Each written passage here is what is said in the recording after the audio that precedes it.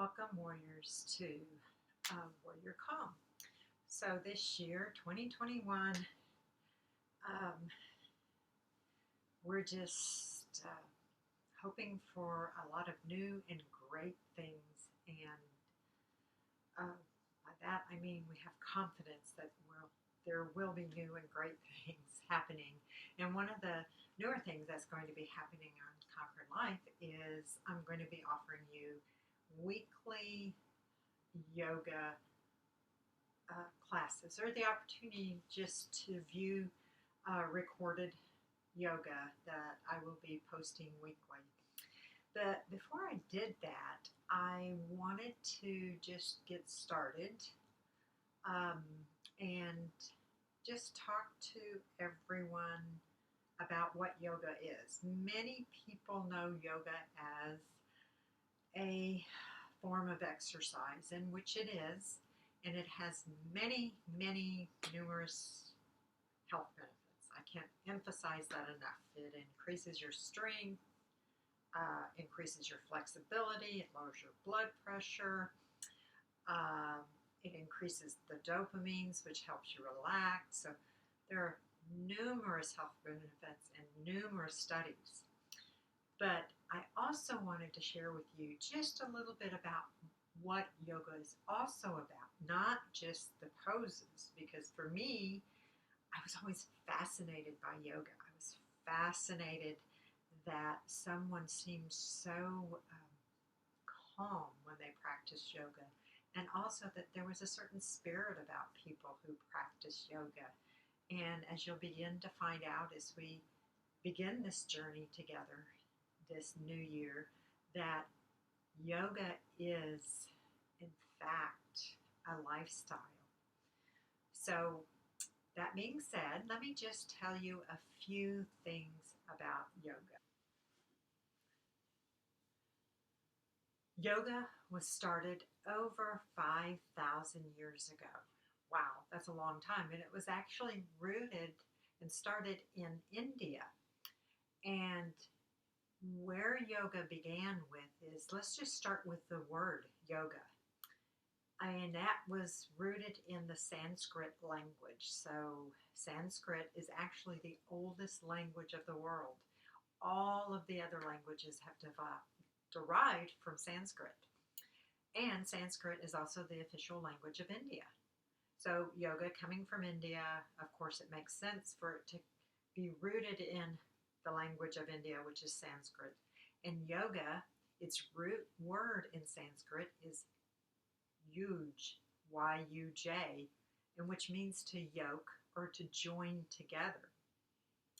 So during this time, 5,000 years ago, there were religious texts that were written in Sanskrit. Those are called Vedas. Vedas essentially mean knowledge or wisdom. So, like most cultures that have lasted for all these years, they had many religious practices, many similar to what our Native American cultures have had. And they believe that the information from the gods, the Great Spirit, was passed down to these Vedic priests or these sages. So these Vedas, which are the religious texts written in Sanskrit, are that information that was passed down to these Vedic priests, these sages, and there are over 1,500 collections of hymns, mantras, spiritual teaching, rituals, and there were many yoga references made in the Vedas. So then let's just go forward, that's back 5,000 years ago, and let's go around to the time of 400 BC or 500 BC. And remember, I talked about the sages. The sages, or the Vedic priests, those that were known to be able to receive the information from the higher power, from that spiritual being. Just much like the medicine man was known to have received that knowledge from God. So there was this sage, Patanjali, and I have a hard time saying his name. This is how it's spelled. If anyone can see that, Pantanjali, Pantanjali, Pantanjali. Sage Pantanjali, he wrote additional items, or what they like to call Yoga Sutras. Now remember, the yogas were referenced in the Vedas, which were the liturgical text of Sanskrit, and what Mr. Pantanjali wrote was additional ways to live, just core values. Those core values included, the primary one is with help with understanding your own self, your own perceptions, your sufferings, and then ultimately using meditation to help you to deal with your own perceptions or perhaps your sufferings. And then the second value that's included in those Yoga Sutras written by this great sage, Pantanjali, is that he wanted everyone to be able to focus on boosting their own awareness. That's what we know today as mindfulness. So these things written 400, 500 BC, and people a lot smarter than me have studied this, scholars, liturgical scholars, religious scholars, and it is all our interpretation. But taking this wisdom, this guidance from the past, maybe not our past, but part of the world, and how other religions and other languages are developed, that's how yoga began, as a meditative spiritual process. So then what happened during the time of war, as many individuals were going through later, they began to train the warriors, not only in the spiritual and the mental aspects of war, but the physical. And so it was not until about the 1920s that the physical aspects of yoga was introduced. Part of those Yoga Sutras also includes the identification of the 8 limbs of yoga. And that's something I've been trying to really focus on as I travel on my journey of yoga, because just because I am a yoga certified teacher, that doesn't mean I have achieved the wisdom and the knowledge. We're all on a journey.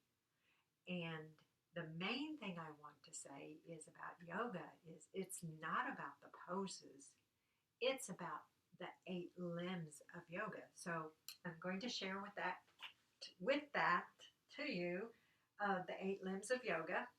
And I'll have to just kind of cheat here because I don't have them memorized. But Ashtanga, that's another Sanskrit word. And what that actually means is 8 limbs, Ashtanga. So the 8 limbs of yoga, again, coming from the Yoga Sutras, who was written by the father of yoga. Yama is the first limb. That's our ethical and moral codes, how we treat others. Niyama, that's our own self-discipline, how we treat ourselves. Asana, that's the poses. So during a yoga practice, you may hear someone say, we may go into Tadasana or Balasana. So what that is really saying, it's a certain pose. Lizard pose, standing forward pose. Again, that word is asana. 8 limbs of yoga. Pranayama, that's our breath control, which was, all of these are important aspects of yoga. It's not like we go from one level to the next. They are all part of the limbs of a tree to help balance us in our life. And yoga provides that through the 8 limbs. Pratihara, which is our sense control. That's ability to sense each of our senses. If it's out of balance, if perhaps our sense of smell or our sense of taste, hearing, our sight, or even that intellectual sixth sense, what we in sutra culture, yogic culture, will call the third eye. Dharana, our concentration. Yoga is about concentration, focusing on the moment. We live in such a world that is busy. We're going from one task to the other. Most of the time, we're multitasking. So, this is our ability to take yoga off the mat, begin to concentrate on the person in front of you, on you yourself. Remembering and going back to those yoga sutras, it's about understanding your own perceptions and your own sufferings. Dhyana, meditation. That's that awareness, that mindfulness. Many people think meditation may be some monks sitting around chanting Om. And I love to chant. For one reason, it exercises the vocal cords. It releases energy. It increases our dopamine and begins to help us relax.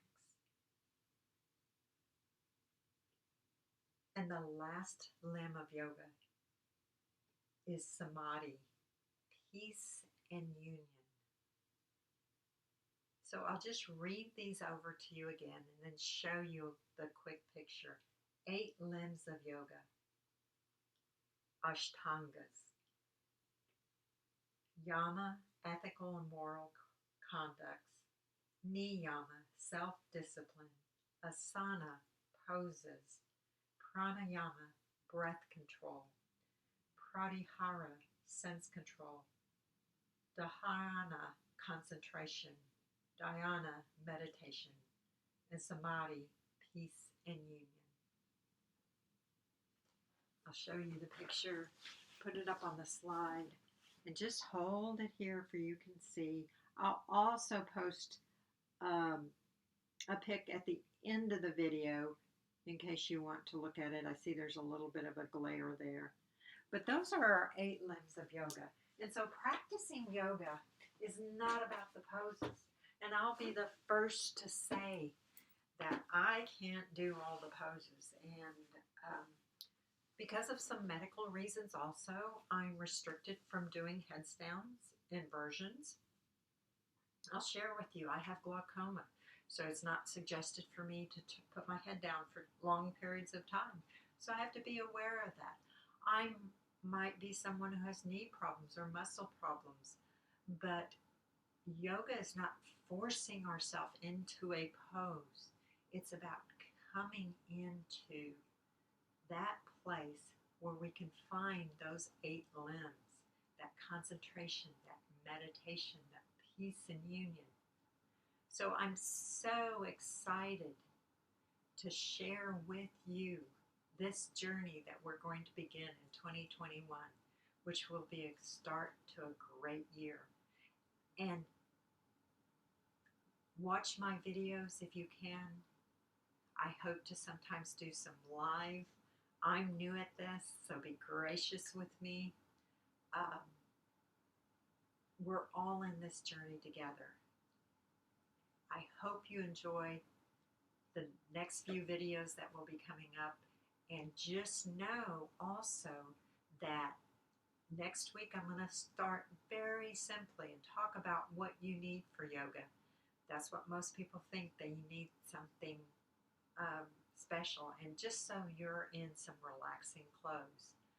Have a good first week of January, and I will post a video next week, and I encourage you to make any comments, ask me any questions, um, share with me, tell me what you'd like to know, and or what you'd like to do. Um, I'm here to honor you. So my last teaching moment for today, of course, is the word namaste. And what namaste is, it's a greeting. We can say it in our heads. We can bring our hands together to our heart, bow our heads, and to you, I say namaste. Namaste translates into the divine light in me honors the divine light in you. Namaste.